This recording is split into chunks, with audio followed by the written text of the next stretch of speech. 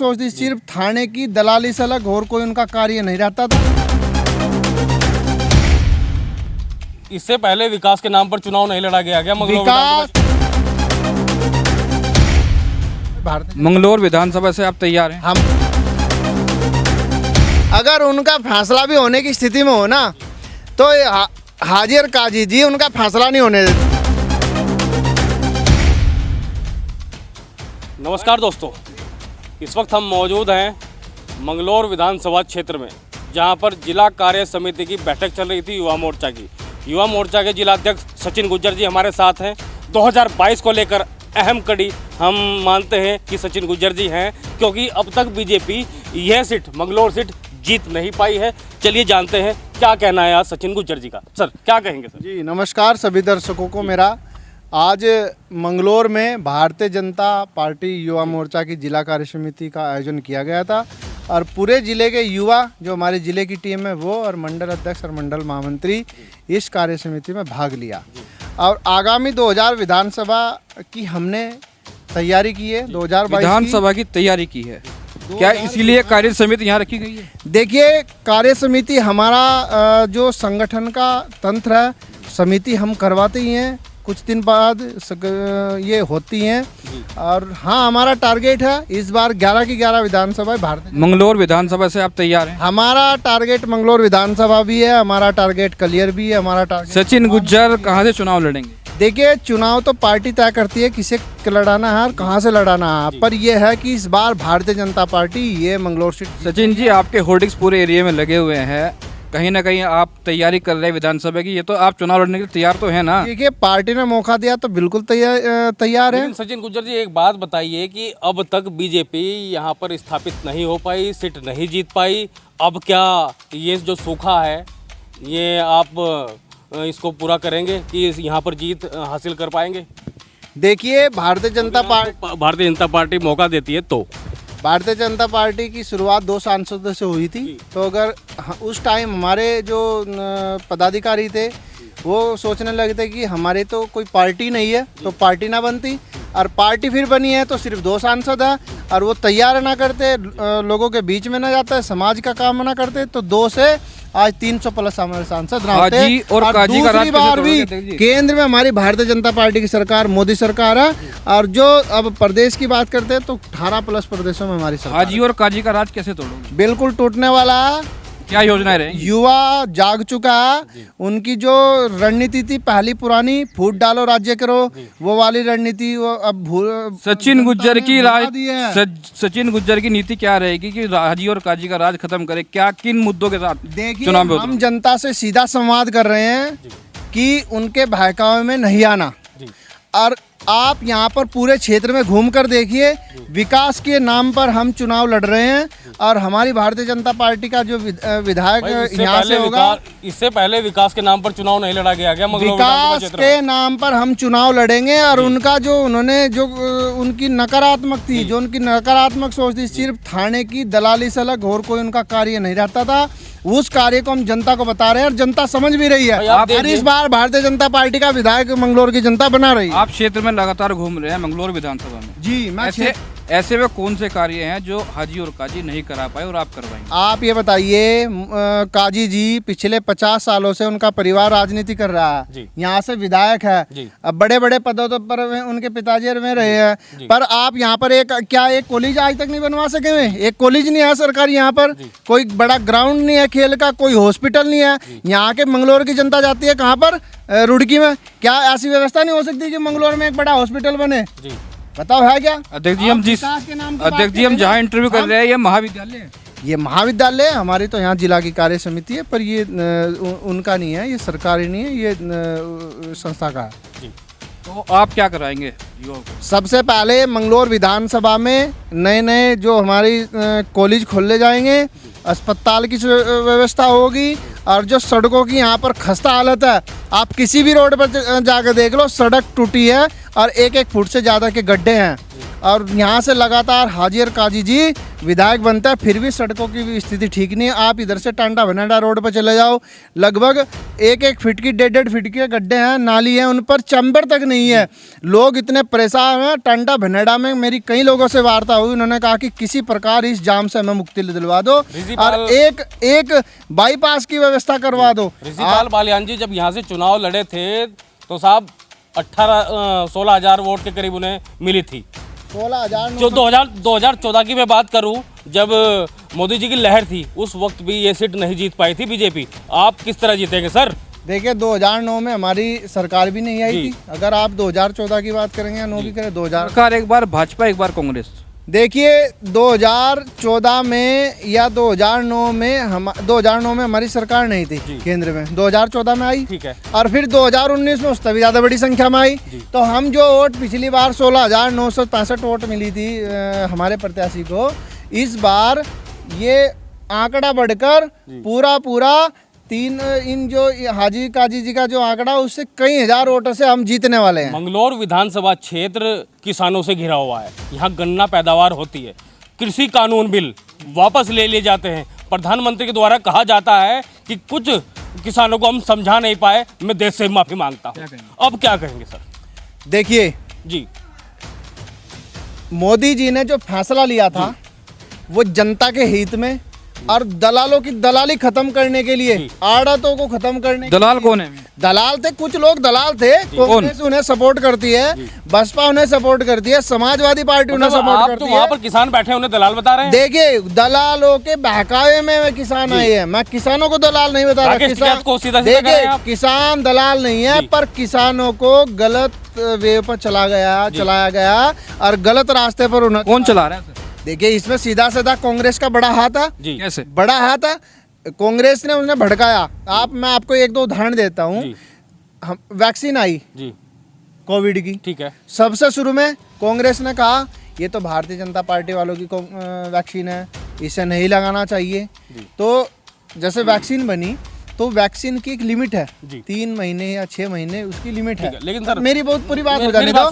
तो उसमें नहीं, मेरी बात पूरी आप सुनिए। किसी कानून की हो रही है बात, मैं उदाहरन दे रहा हूँ ना।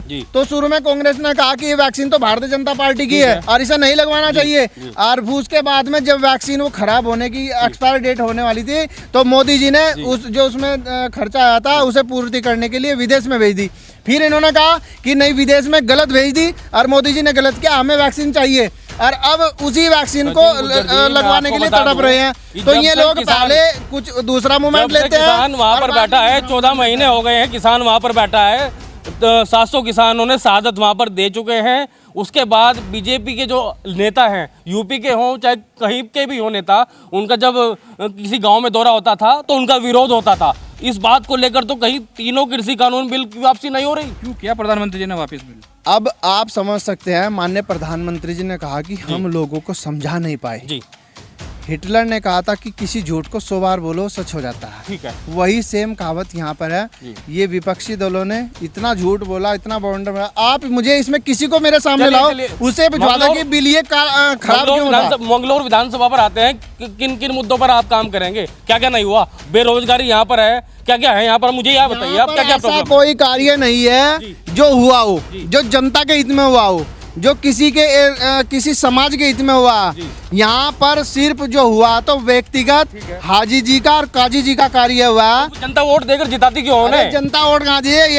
इनका कॉलेज है यहाँ पर, इसमें नाहर की पटड़ी पर, वहाँ का जो भ्रष्टाचार हुआ था, टैकवर्ड कॉलेज है, और उसमें बच्चों की जो गरीब बच्चों की जो स्कॉलरशिप आई, वही स्कॉलरशिप उन्होंने। जनता यहाँ की जनता क्यों जिता देती है? सरकार आपकी है, जनता इस बार सरकार भाजपा की कार्रवाई क्यों नहीं हुई? जनता इस बार समझ चुकी है। सरकार भाजपा की कार्रवाई, जनता पार्टी का विधायक बनाने जा रही है। जी, सरकार आपकी थी, कार्रवाई क्यों नहीं हुई? देखिए उसमें कार्रवाई भी हुई, आप उसकी जानकारी की है सर। हमारी सरकार ने उस पर कार्रवाई भी की और उनके खिलाफ केस चल रहा है। विधायक जी के खिलाफ तो कोई कार्रवाई नहीं हुई? केस चल रहा है, उनके भाई जी के खिलाफ पर केस चल रहा है। अब आप जांच कर सकते हैं, पूरा केस तो स्टडी करने के बाद ही पता चलेगा। चलिए छोड़िए, सचिन गुज्जर चुनाव के लिए पूरी तरह तैयार है। पार्टी ने मौका दिया, तो 100% तैयार है। और यहाँ का पूरा युवा इस बार भारतीय जनता पार्टी के साथ, युवा मोर्चा के साथ खड़ा होगा। और मैं पार्टी को विश्वास दिलाता हूँ और यहाँ की जनता को विश्वास दिलाता हूँ कि जितना काम यहाँ देश आजाद होने से अब तक नहीं हुआ, इतना काम 5 साल में होगा। तो भाई सचिन गुज्जर जी, जो फूट डालो राजनीति करने वाली बात कही आपने कि फूट डालो राज करो की राजनीति यहाँ पर होती है, वो कैसी राजनीति होती है? कैसे फूट डालते हैं और कैसे राजनीति करते हैं? सीधा सीधा फंडा। अगर किसी गांव में किसी परिवार में भाइयों की लड़ाई हो जाए तो क्या काम करते हैं भाई? कोर्ट कचहरी का मामला बढ़ता ही है तो थाने में मामला आता है। अगर उनका फैसला भी होने की स्थिति में हो ना, तो हाजी और काजी जी उनका फैसला नहीं होने देते, आपस में घर में सुलह नहीं होने देते। एक भाई के FIR करवा देंगे और दूसरे भाई को बोलेंगे कि तू भी कर। दोनों तरफ से FIR करवा कर उनका ऐसा मामला उलटवा दे कि वो उनके पास जाना ही जाना उनकी मजबूर हो जाते। ये उनका राज है। आप कैसी रणनीति के साथ चुनाव मैदान में उतरेंगे? अगर भारतीय जनता पार्टी आपको टिकट देती है और मंगलौर विधानसभा से प्रत्याशी बनाती है तो क्या होगी आपकी रणनीति और किस चीज़ पर आप काम करेंगे जब अभी मंगलौर विधानसभा में वो काम नहीं हुआ हो? क्या है सर? सबसे पहले तो सबका साथ, सबका विश्वास होगा। यहाँ पर मंगलौर में अंसारी और गैर अंसारी की राजनीति इन्होंने चरम पर पहुँचा दी है। और एक भी व्यक्ति का, किसी का सामाजिक कार्य तो हो ही नहीं सकता, किसी को फ़ायदा तो पहुंचा ही नहीं सकते जनता को। यहाँ पर आप देखिए, मैंने बताई हॉस्पिटल, मैंने बताया आपको स्कूल, रास्तों का हाल देख लो। रास्ता किसी भी गांव में चलो जाओ, अगर कहीं पर रास्ता सही मिल जाए। आप मंगलौर की और भारतीय जनता पार्टी की जब से हमारी केंद्र में सरकार आई है और प्रदेश में हमारी सरकार है, इस मंगलौर, जो ये मंगलौर का रोड है ना, यहाँ पर निकलने से पहले 1 घंटा आदमी को दासत आ जाती थी, शाम चढ़ जाता था कि मंगलौर से क्रॉस कैसे होंगे, इतनी जाम की स्थिति थी।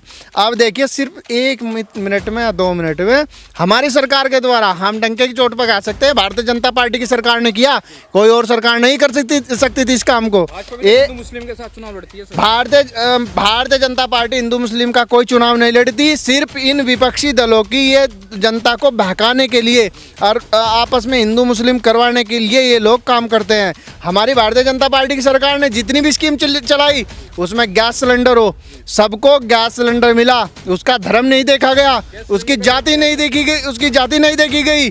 उसके बाद किसी को कनेक्शन मिलता हो, बिजली का कनेक्शन हो, किसी की जाति नहीं देखी गई, किसी का धर्म नहीं देखा गया, सबको मिला। मैं आपकी बात मानता हूँ।